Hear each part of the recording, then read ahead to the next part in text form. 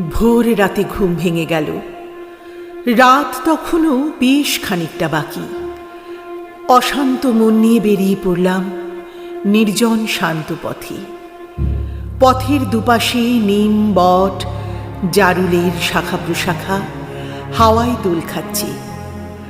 আকাশে তখন কৃষ্ণপক্ষের শুরুর চাঁদ। চারপাশে কেমন যেন এক ভৌতিক বাতাবরণ। ভালো লাগছিল হাঁটতে। হঠাৎই দূরে আগুনের লাল শিখা চোখে পড়ল। দ্রুত এগিয়ে গেলাম। দেখি কে যেন আগুন জ্বেলেছে বর্ণপরিচয়ের স্তূপে। দাউ দাউ করে জ্বলছে আমার ছোটবেলার আত্মপরিচয়পত্র। দৌড়ে গিয়ে আধপোড়া কয়েকটি পৃষ্ঠা বুকে চেপে ধরি। বুকের মধ্যে এক সুতীব্র যন্ত্রণা। আমার পরিচয়পত্র পুড়ে খাক হয়ে যাচ্ছে। আমার পরবর্তী প্রজন্ম শিকড়হীন আলগা শৈবালের মতো জীবন সমুদ্রে পাক খেতে খেতে জীবন্ত লাশ হয়ে যাবে। তারা পাবে না মাতৃভাষার সুঘ্রাণ। তারা জানবে না মাতৃভাষার আস্বাদ।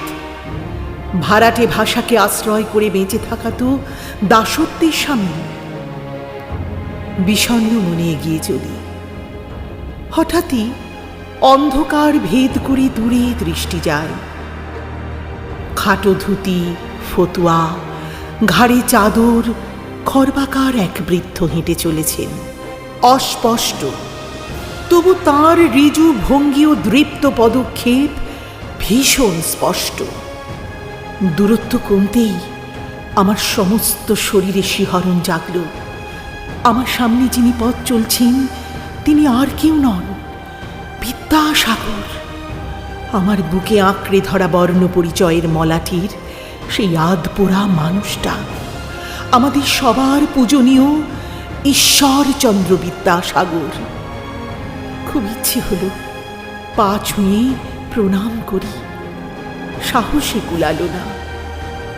হঠাৎই বজ্র নিনাদ কণ্ঠস্বরে আমাকে জিজ্ঞাসা করলেন, তোমার বুকে বর্ণ পরিচয়ের আধপোড়া অবশেষ দেখছি, তুমি কি বাঙালি সন্তান?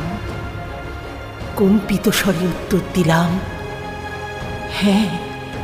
তিনি আবারও প্রশ্ন করলেন, আমাকে চেনো? আবারও কাঁপা গলায় উত্তর দিলাম, হ্যাঁ। তারপর অনেক কষ্টে সাহস সঞ্চয় করে প্রশ্ন করলাম আমি, আপনি কেমন আছেন? খাদে নেমে গেল তাঁর কণ্ঠস্বর। হয়তোবা কান্না মেশানো ছিল তাতে। বললেন, বড় কষ্টে আছি বাছা। আমার মেয়েরা আজ নির্যাতিতা। মা বোনের রক্তে ভেজা মাটি ভীষণ কাঁদে। যে শিক্ষার আলো আমি মেয়েদের জীবনে জ্বালতে চেয়েছি, সেই আলোর অহংকারী শিখায় তারা দৃষ্টি হারিয়েছে। শিক্ষার সেই আলো লক্ষ প্রদীপের দীপাবলি হয়ে উঠতে পারেনি আজও। আমার শিশুরা আজ বিদেশি ভাষার মোহে দিকভ্রষ্ট। আমার বর্ণ পরিচয় আজ অবহেলিত। ভালো থাকবো কি করে বলতে পারো? আমার মনের প্রতিটি কোষে কোষে সেই প্রশ্ন অবিরত পাক খেতে থাকলো। ভালো থাকবো কি করে বলতে পারো? ভালো থাকবো কি করে বলতে পারো? অনেক কথা বলতে চাইলাম, সব কথা যেন গলার কাছে জমাট বাঁধল। অবশেষে জানতে চাইলাম, আপনি কি অভিমানী বর্ণপরিচয়ের স্তূপে আগুন? আমার কথা শেষ না হতেই সম্মতি জানিয়ে মাথা নাড়লেন তিনি। তারপর আবার হাঁটতে শুরু করলেন। বললাম, আজ আমার ঈশ্বর দর্শন হলো। আপনার সাথে আমার এই ক্ষণিকের দেখা হওয়ার স্মৃতি আজীবন মনে থাকবে। মাথা নিচু করে শ্রদ্ধায় প্রণাম করলাম তাঁকে। আশীর্বাদের ভঙ্গিতে মাথায় হাত রাখলেন। কিছুক্ষণ নীরব থাকলেন। তারপর হঠাৎই প্রশ্ন করলেন আমাকে, একটা উপকার করবে বাছা? বললাম, আদেশ করুন। বললেন, আমার বাঙালি সন্তানদের একটা জিনিস হারিয়ে গেছে, তোমায় যদি দিই তুমি পৌঁছে দেবে প্রতি ঘরে? বললাম, নিশ্চয়ই দেব। তিনি আমার হাতে কাপড়ের এক ঝোলা ধরিয়ে দিয়ে কোথায় যেন নিমেষেই মিলিয়ে গেলেন। অনেকক্ষণ চুপ করেছিলাম। তারপর ঝোলা খুলতেই দেখি অনেকগুলো অস্থি। আমি সেগুলো জুড়তেই দেখি তা মেরুদণ্ডের আকার নিয়েছে। সত্যি তো, বাঙালির আজ মেরুদণ্ডটাই যে হারিয়ে গেছে। বিদ্যাসাগর আগেও বুঝতে পেরেছিলেন বাঙালির কি প্রয়োজন। বিদ্যাসাগর আজও বুঝতে পারেন আমাদের কি প্রয়োজন।